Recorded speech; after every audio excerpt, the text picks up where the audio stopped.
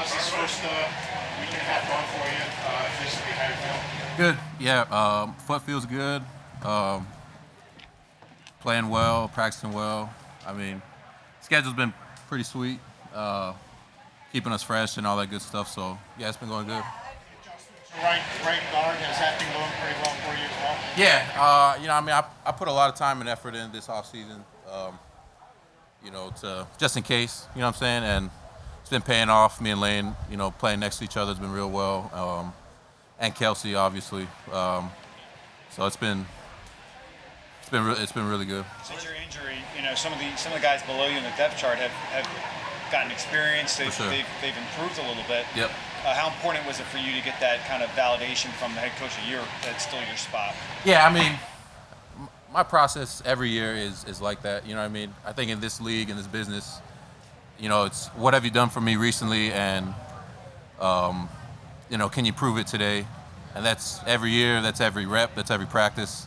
So I kind of approach every day like that. It's been great being out there. I remember the first day we had pads on. I just kind of took a minute to. I mean, it's been 9, 10 months since I put on cleats and pads and stuff. So I'm really enjoying the moment. Trying to just squeeze as much as I can out of every day. Where did you do that? Like, where did you take that moment? Was it before you took the field? Was that your Yeah, in the locker room. You know what I mean? Just taking a second to really appreciate. The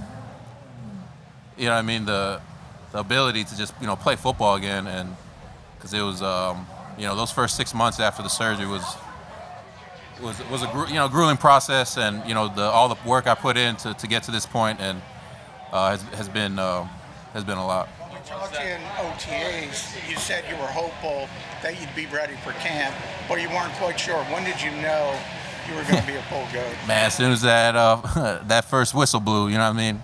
I think one of my most favorite things about football is that once you step on the field, regardless of what's going on, off the field, with family, with friends, with whatever personal issues you have, you get to kind of lay that at the door when you walk out and zone into one rep at a time, one play at a time, and that's been my mentality really for the past 4 or 5 years.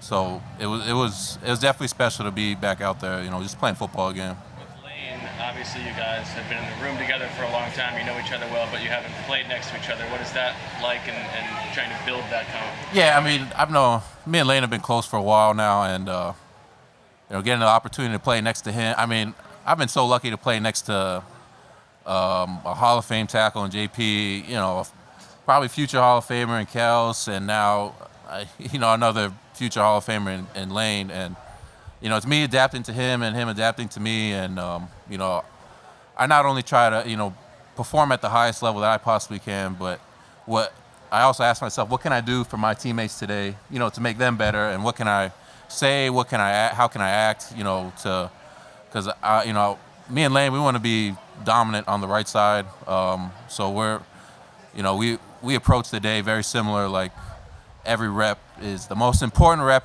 of our life because it's the only one, you know what I mean? And then once that's over, you move on, it's on to the next rep. But Are there idiosyncrasies of getting on the same page with Lane that are slightly different than they were with Jordan or Jason? yeah, I mean,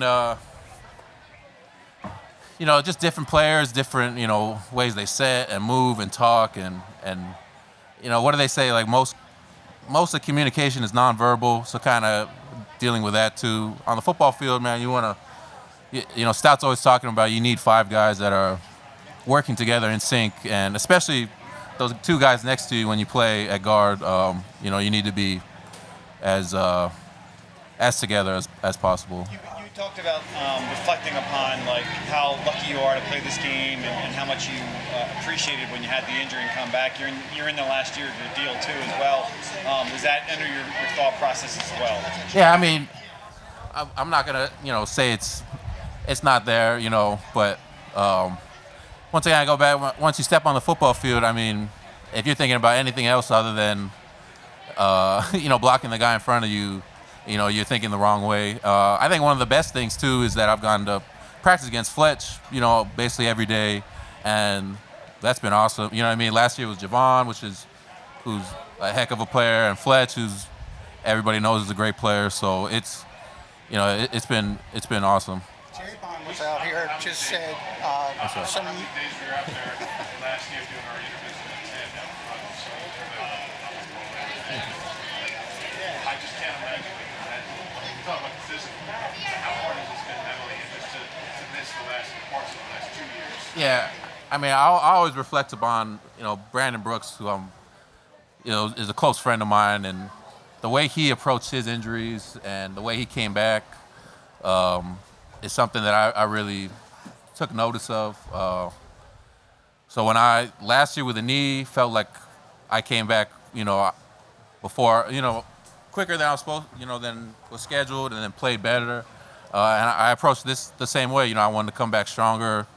I thought last time we talked, in OTAs, I try to embrace these kind of challenges. Switching sides, coming back off a bad foot injury, this and that and whatnot, and then coming out. And I think the last 2 weeks, I've been performing at a really high level, and I think the biggest thing to attest to that is when you ask the guys you're going up against, and they say the same thing. So I appreciate the respect there, and then embracing those challenges has always been the biggest thing for me during injuries. And Javon was one of those guys, just praising you. He said you were the toughest one-on-one matchup for him because you don't tip anything off. He doesn't know what you're doing. Are you cognizant of that, trying to make sure that? Yeah, man. For me, before the snap, it's like a chess match especially with great players like Javon and Fletch.